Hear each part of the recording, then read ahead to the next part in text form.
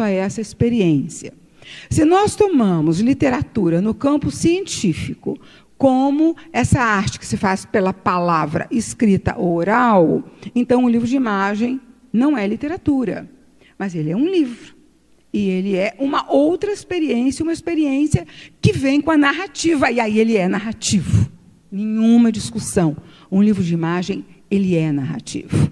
E ele vai trazer, inclusive, e aí eu nem tinha pensado nisso, mas ele pode alcançar a literatura pela potencialidade discursiva que traz um livro de imagem, que nem te dá um texto acabado para que os sentidos sejam construídos, mas cada observador vai construir um texto pessoal. E aí a gente, num texto verbal, a gente alcançará essa experiência da literatura. Aqui está falando da teórica de literatura, e sem qualquer, como eu já deixei bem claro, experiência hierárquica entre uma coisa e outra, né? Quando eu falei, se lê um tarô como se lê um texto literário, é esse intercâmbio de experiências, né? E como se ouviam as histórias, que a literatura, primeiro, ela é oral. Quando Gilgamesh, que é a epopeia mais antiga, quando as tabuletas de argila são encontradas e datadas de 5.500 anos, aproximadamente, aquilo circulava na voz do povo havia um bom tempo. Homero a gente discute, né? Homero recolheu aquilo que era falado, e ele, então, dá aquele formato que vai permitir que venha até agora. Bom, quero lembrar também, quando a Luziane fala, eu não ajudei tanto a Luziane, assim me parece, quanto ao livro para bebê, mas eu lembro a magnífica dissertação da Maria Beatriz Serra, que eu acho que está aqui com a gente, que faz um trabalho orientado pela Patrícia Corsino, e Bia Serra tem um desafio de fazer no doutorado encontrar a literatura presente, a experiência da literatura presente nos livros para bebês. Está lançada, eu espero que ela acate isso, que ela encontre, né, ela acate esse desafio. E quero também reforçar, né, com clareza, eu falei ainda há pouco como é que o ilustrador, ele, inclusive, pode revelar ao próprio autor, como já aconteceu, né, com algumas das obras de que eu escrevi o texto verbal, e o ilustrador me revela camadas que estavam naquele verbo e que eu não tinha me dado conta. O ilustrador é um autor, né?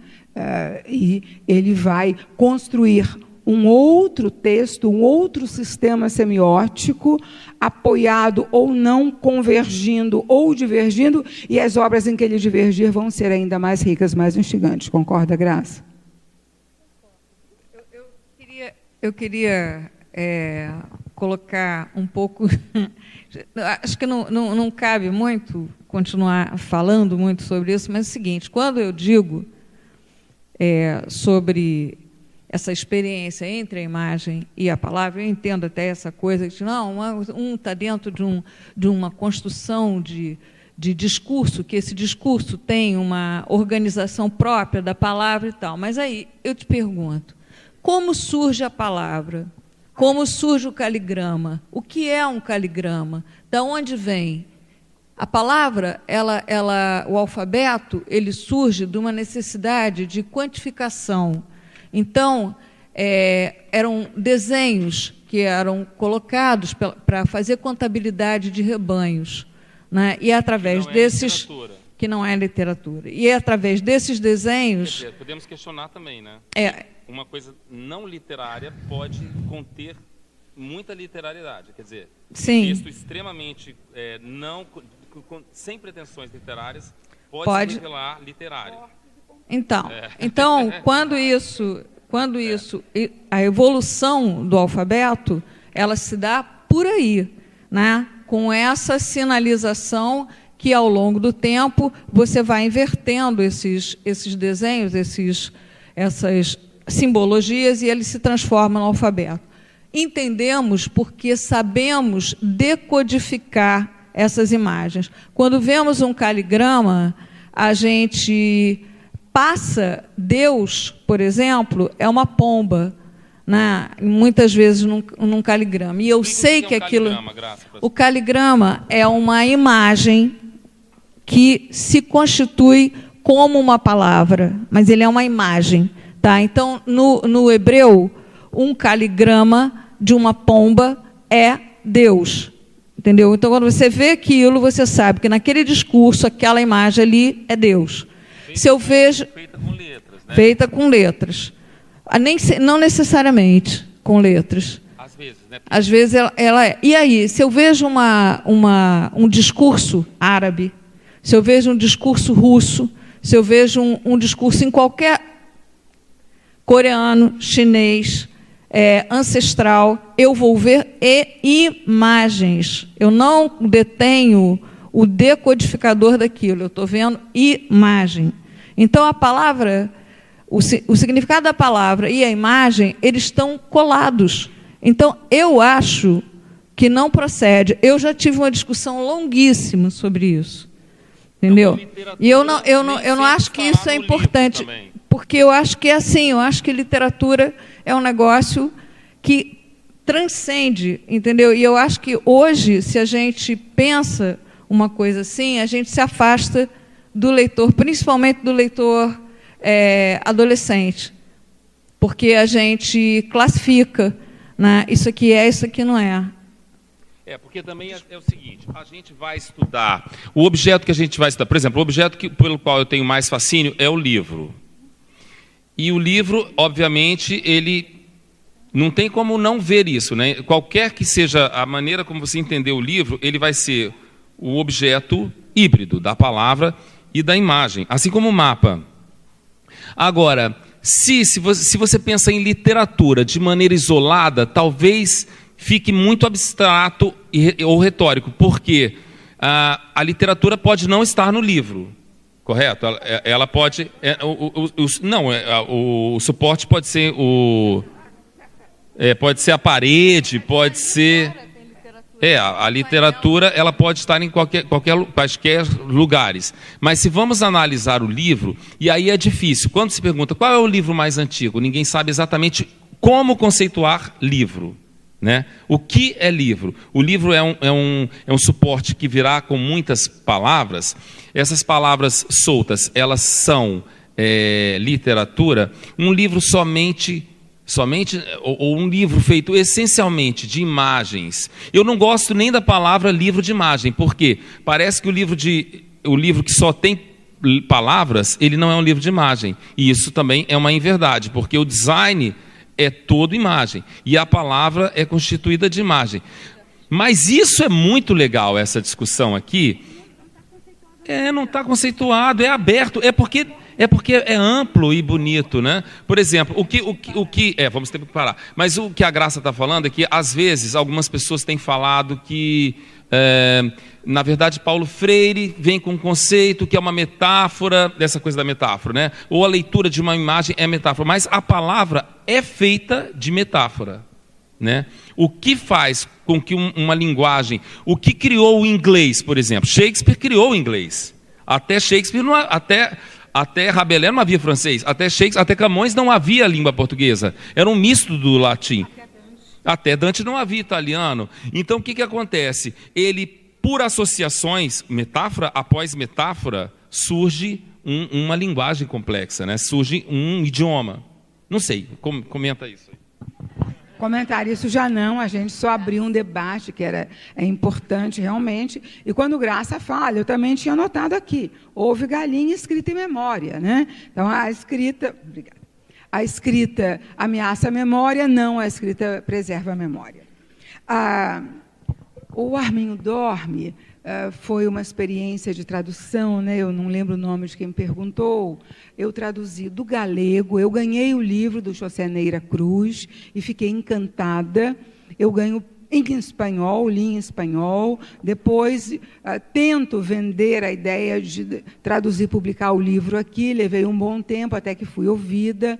Busco o livro em galego, eu traduzi o livro do galego, e quando ficava muito difícil, né, no galego, porque eu só tinha, agora um dicionário da Academia Galega, mas eu trabalhava com 2 dicionários online, e aí eu ia para a própria tradução que o autor fez para o espanhol. E o texto do José Neira é riquíssimo, uma ordem inversa, muito trabalhosa. Então, foi muito trabalhoso eu traduzir, mas foi uma grande paixão.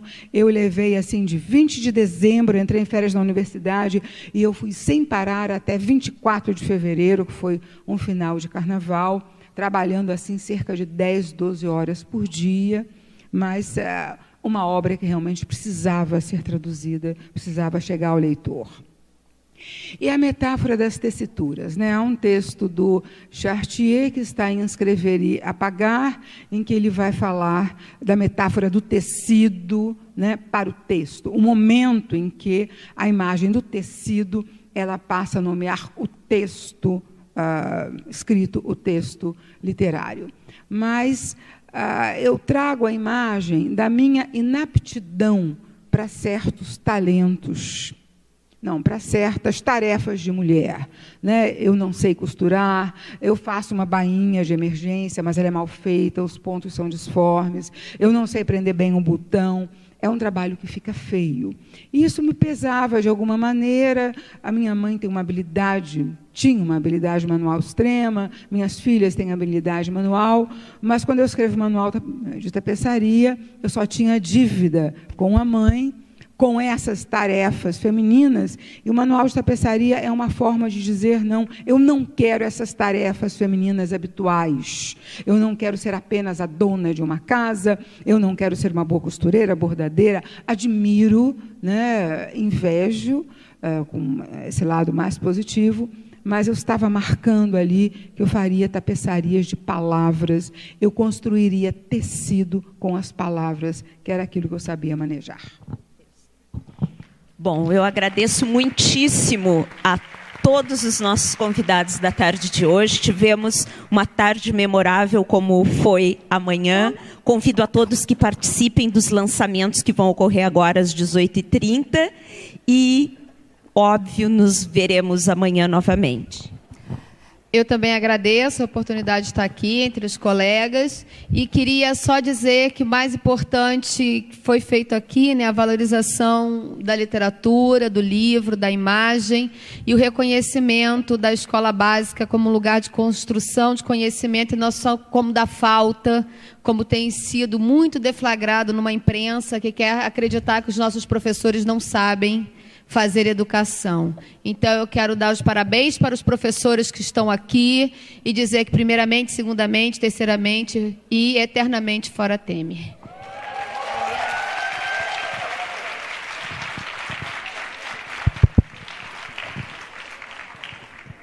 Boa noite.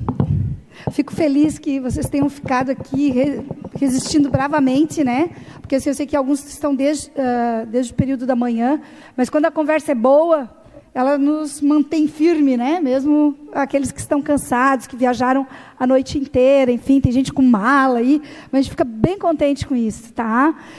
Então, eu queria aqueles avisos paroquiais e importantes, tá?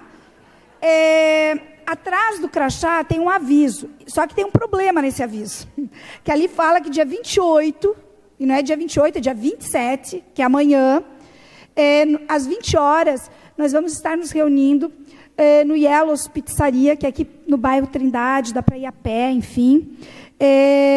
Tem uma taxa, um valor livre por pessoa de R$23. Então, quem tem interesse de estar junto, enfim, né, nesse momento de confraternização, daí tem que confirmar a participação no setor de credenciamento. As vagas são limitadas, porque, enfim, nós estamos num público grandioso, poderíamos dizer assim, e o restaurante não comportaria todos, mas também nem todos, de repente, gostariam de ir. Mas quem tem interesse, por favor, faça esse credenciamento, que nós temos que dizer para o restaurante, para essa pizzaria, que é uma pizzaria com buffet de massas, tá? Quantas pessoas irão. Então, há um problema ali na data. Outra questão que nós gostaríamos de dizer é que na quarta-feira, na programação, está que o evento seria na reitoria, né, no auditório da reitoria. E a gente tem o prazer de dizer que nós vamos ficar aqui os 3 dias, tá? Nós conseguimos os 3 momentos, não vamos precisar nos transportar, nem por telemensagem, enfim, vamos ficar aqui, fincar os pés aqui nesse espaço. Amanhã as comunicações são no Centro de Educação, que é aqui próximo, vai estar sinalizado.